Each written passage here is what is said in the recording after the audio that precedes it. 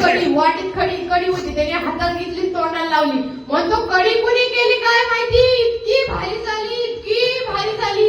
तू बुबडी पातीलच घेऊन आली. मॅगी त्यात घेऊ टाकलं, मी टाकलं, फुकट गोजाई की मॅगी म्हणून गोजाई. ती दुसरी बाहेर आली तुझी. तू तू तू तू तू तू तू म्हणलं मला भूल नको. तू सगळा गोंधळच केला. जमले ना मोडणं. काय झालं मोडणं कळलं का तुम्हाला? कळलं?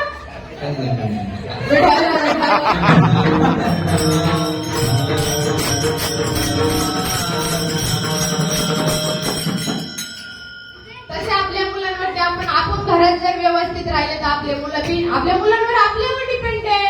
माझे वडील कीर्तनकार आहेत, त्यांचे गुण माझ्यामध्ये काहीतरी आले ना, आपल्यावर डिपेंड असतं आपले मुलं कसे घडवायचे. मग आपण मुलांना चांगलं शिक्षण दिलं पाहिजे.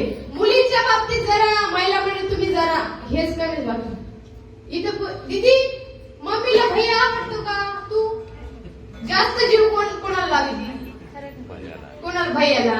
कारण भैया शेवटला तिला रात्याला उचलून आपली नाही ना, तिला भैया आवडतो. भांडे तू घासते आहे की नाही, सगळं काम तू करते, पण मम्मीला कोण आवडतो? भैया.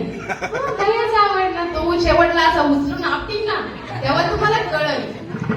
मुलगी खरंच चांगली, मुलीला शिक्षण चांगलं दिलं पाहिजे. मुली काय लग्न करून द्यायचं शेतात इकडे तिकडे काम करण्यापेक्षा चांगले संस्कार दिले पाहिजे, चांगलं शिक्षण दिलं पाहिजे. मुलींनी कीर्तन केले पाहिजे. त्यांना किती मुली कीर्तन करतात. माझी सुरुवात झाली कीर्तनाला, माझ्या बाबांनी मला सपोर्ट केला, आमचे मोतीराम बाबा सगळ्यांनी सपोर्ट केला. मग आम्ही संस्था चालू केली. आमच्या मुली सुंदर अशा प्रवचन करतात, सुंदर हरिपाठ पाठ झाला. 3 महिन्यात बरं काय, 3 महिन्यात आम्ही पंढरपूरहून घरी गेलो, आमची संस्था चालू झाली. हे सगळे मुली सुंदर प्रकारे कीर्तन करतात, प्रवचन करतात, सुंदर भजन म्हणतात.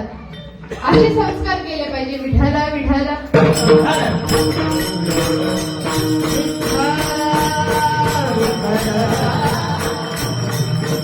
तुम्ही आई वडिलांची सेवा केली पाहिजे. आई वडिलांची जर सेवा केली नाही, तुम्ही गुरुवार धरायचे नाही, तुम्ही गटार आमुष्या धरायचे, वर गुरुवार धरायचे. जी बाई सासूला सांभाळीत नाही तिने गुरुवार धरायचे नाही, तिने गटार आमुष्या धरायचे. आई वडिलांची सेवा केली पाहिजे. म्हणून सांगतात ना, तुका म्हणे माझं कळत